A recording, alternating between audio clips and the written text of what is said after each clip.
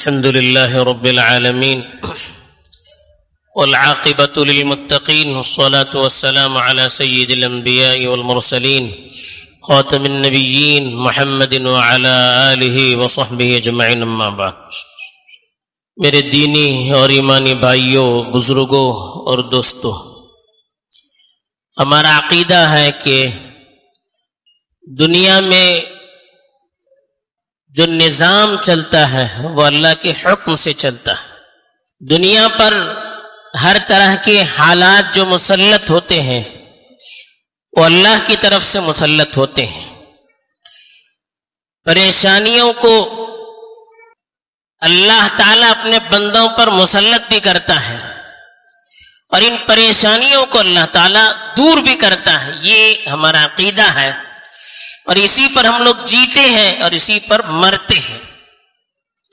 لیکن جو ہماری عملی زندگی ہے وہ اس کا انکار کرتی ہے۔ اللہ تعالی مصیبتوں کو لاتا ہے تو کیوں لاتا ہے؟ ہم شکایت کرتے ہیں کہ دنیا کے حالات ایسے ہیں، ہمارے ملک کے حالات ایسے ہیں، اپنے علاقے کے حالات ایسے ہیں۔ حالات سے ہر ایک باخبر ہے، لیکن حالات آتے کیوں ہیں اور حالات کے آنے کے بعد ہمیں کیا کرنا چاہیے، اس پر ہم دینی نقطہ نظر سے غور بہت کم کرتے ہیں۔ دیکھیے، ایک چھوٹا بچہ ہوتا ہے، بچے کو معلوم ہے کہ بھوک لگتی ہے تو کس کے پاس جانا ہے؟ وہ اپنی ماں کے پاس جاتا ہے۔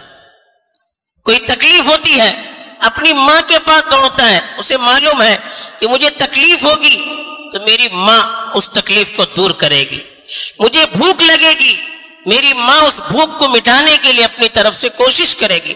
اس کو یہ جب معلوم ہوتا ہے تو اپنی ماں کی طرف دوڑتا ہے۔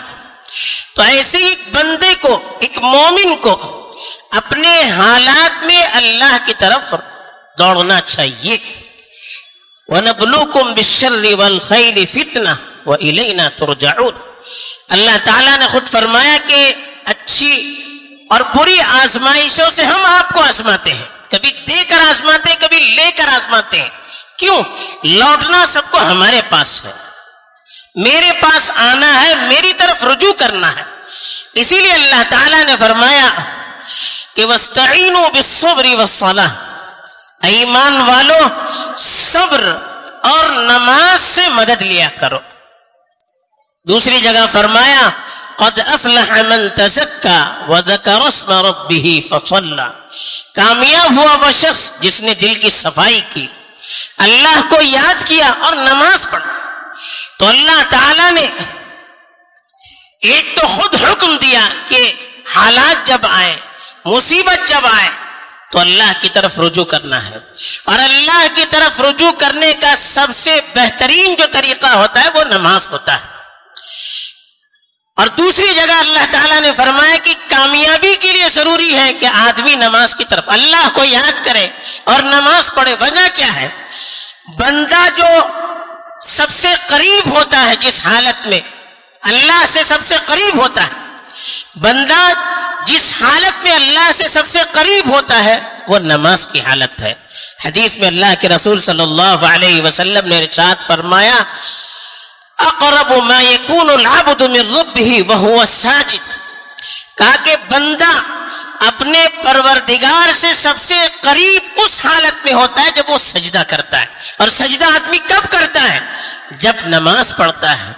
تو اسی لیے کہا فاکثروا فیہ الدعاء، کہ جب سجدے میں جاؤ تو خوب دعائیں کیا کرو۔ اللہ کے رسول صلی اللہ علیہ وسلم کی خود زندگی کا جب ہم مطالعہ کرتے ہیں، آپ کے حالات خود بتاتے ہیں۔ حدیث میں نقل کیا گیا ہے کہ کان رسول اللہ صلی اللہ علیہ وسلم اذا حزبہ امر صلی، نبی کریم صلی اللہ علیہ وسلم کا معمول یہ تھا، کوئی مصیبت آتی، کوئی پریشانی آتی، فوراً نماز پڑھتے تھے۔ نماز بندے کو اللہ سے سب سے قریب کرنے کا ذریعہ ہے اور اللہ سے مانگنے کا سب سے بہترین ہتھیار ہے۔ تو آدمی کو پریشانی میں، مصیبت میں اللہ کی طرف رجوع کرنا چاہیے، زیادہ سے زیادہ نمازیں پڑھنی چاہیے، فرائض سے بڑھ کر نوافل رواتب کچھ بھی نہیں چھوڑنا چاہیے، اور اللہ سے دعاؤں کی کثرت کرنی چاہیے۔ اللہ تعالیٰ خود قرآن مجید میں ارشاد فرماتے، پوچھتے ہیں ہم سے، امن یجیب المضطر اذا دعاہ ویکشف السوء، جب پریشان حال شخص اللہ سے دعا کرتا ہے تو کون اس کی دعا قبول کرتا ہے؟ کون اس کی مصیبت کو دور کرتا ہے؟ پریشانی آتی ہے، بندہ اللہ کی طرف رجوع کرتا ہے، اللہ دعا قبول کرتا ہے، اس کی پریشانی کو دور کرتا ہے۔ اس کے علاوہ ہے کون دنیا میں جو اس کی پریشانی کو دور کر سکتا ہے، اس کی مصیبتوں کو ٹال سکتا ہے؟ لیکن آج افسوس یہ ہے کہ جس در پہ جا کر ہمیں اپنی مصیبت کو ہٹانا چاہیے تھا، جس در پہ جا کر اپنی بے بسی، اپنی ذلت اور اپنی مصیبت کا ہمیں اظہار کرنا چاہیے تھا، اس در پر جانے کے علاوہ ہم دوسرے دروازوں کو کھٹکھٹا رہے ہیں۔ اللہ تعالیٰ کا جو دروازہ ہے وہ مصیبتوں کو لانے والا، مصیبتوں کو دور کرنے والا دروازہ ہے، جس کے حکم سے دنیا کا نظام چلتا ہے۔ اس دروازے کو کھٹکھٹانے کے بجائے ہم دوسرے دروازوں کو کھٹکھٹانے پر لگے ہوئے ہیں، اور یہ ہم سمجھتے ہیں کہ اس کے ذریعے سے ہماری آفتیں دور ہو سکتی ہیں، اس کی وجہ سے ہماری مصیبتیں دور ہو سکتی ہیں۔ ایک خواب ہے جو کبھی پورا ہونے والا نہیں ہے، یہ شیطانی وسوسہ ہے، یہ شیطانی حیلہ ہے جو ہمیں اللہ کے دربار سے دور کر کے غیروں کے در کا بھکاری بناتا ہے۔ تو ہمیں آج کے حالات میں اللہ کی طرف رجوع زیادہ سے زیادہ کرنا ہے۔ اب اپنے حالات کا ہم جائزہ لیجیے۔ ہمارے مسجد اس وقت مسجدیں لوگوں سے بھری رہنی چاہیے تھی، لیکن افسوس یہ ہوتا ہے کہ مسجدیں شکایت کر رہی کہ نمازی کہاں ہے۔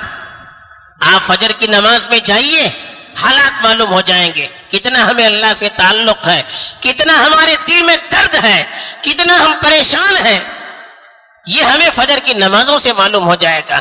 چھوٹی چھوٹی چیزوں سے نمازوں کو ہم قضا کرتے ہیں۔ ارے نماز پڑھ لیں گے، پہلے ایک کام تو ہو جائے۔ اذان ہو جاتی ہے، ہمیں اپنا کام آج مسجد تک جانے نہیں دیتا ہے، اتنا ہمارا ایمان کمزور ہو چکا ہے۔ قریب مسجد ہوتی ہے، گھر پہ ہے، دکان پہ ہے، کسی محفل میں ہے، نماز کا وقت ہو رہا ہے، ہمیں وہاں تک جانے کی توفیق نہیں ملتی ہے۔ پھر ہم کہتے ہیں کہ مصیبتیں کیوں ٹلتی نہیں ہیں، آفتیں کیوں ٹلتی نہیں۔ ہم نے کتنا اپنا وقت اللہ کے لیے دیا ہے، جو وقت اللہ کی طرف زیادہ متوجہ ہونے کا تھا، اس وقت میں ہم نے کتنا اپنے آپ کو اللہ کی طرف متوجہ کیا۔ ہماری زندگی کے اندر کیا تبدیلیاں آئی، کاروبار اسی طرح کا، حقوق کو دبانے کا نظام اسی طرح سے، ہمارے خانگی حالات اسی طرح سے، معاشرتی حالات اسی طرح سے، شادی بیاہ اسی طرح سے، کھیل کا نظام اسی طرح سے۔ پھر تبدیلی کہاں سے آئے گی، اللہ کی مدد کہاں سے آئے گی؟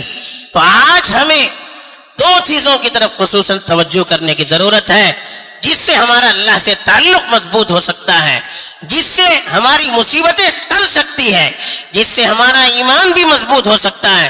وہ ہے ایک تو نمازوں کی پابندی، خاص طور پر فرائض کی پابندی، اگلی پچھلی سنتیں نوافل، اس کی تو کم از کم ہمیں پابندی کرنی چاہیے۔ دوسرے دعاؤں کا سلسلہ جاری کرنا چاہیے، زیادہ سے زیادہ اللہ کی طرف متوجہ ہو کر، اللہ کے دروازے کو کھٹکھٹا کر ہمیں اپنی بے بسی کا، اپنی کمزوری کا اور اپنے حالات کا اس کے سامنے اظہار کر کے اس سے ہمیں امید کرنی چاہیے کہ تیرے در سے جب فیصلہ ہوگا تب مصیبتیں ٹل سکتی ہیں، تب حالات سنبھل سکتے ہیں، اور تب خوشحالی، امن، ساری چیزیں اس دنیا پر حاوی ہو سکتی ہے۔ تو ہمیں آج کے حالات ہی پیغام دیتے ہیں کہ ہم اللہ کی طرف زیادہ سے زیادہ رجوع کریں۔ اللہ تعالیٰ مجھے بھی توفیق دے، آپ کو بھی توفیق دے، آمین۔ وآخر دعوانا الحمدللہ۔